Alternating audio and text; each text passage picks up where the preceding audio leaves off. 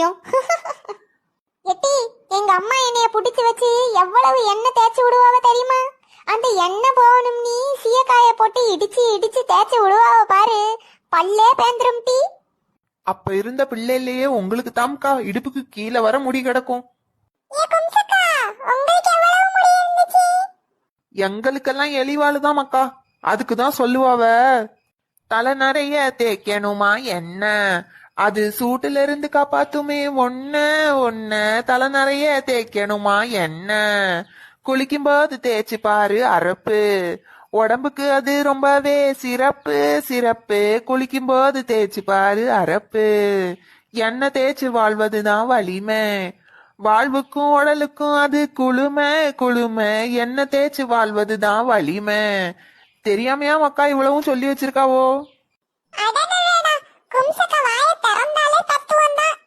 ஏ thanks. ஏக்கா பாட்டு பாடி என் உடம்பே சூடாயிட்டு, நான் போய் நல்ல ஒரு எண்ணெய் குளியல போட்டுட்டு சாயங்காலமா வாரேன்னா. பாப்போம்க்கா. சரி குமுதவள்ளி, நீங்க என்ன இன்னும் உட்காந்துட்டே இருக்கியா? 2 பேரும் போய் எண்ணெய் எதிர்த்து குளிங்க போங்க. ஏ அம்மை கோவம் வந்துட்டு, வாழை உள்ள போயிருவோம்.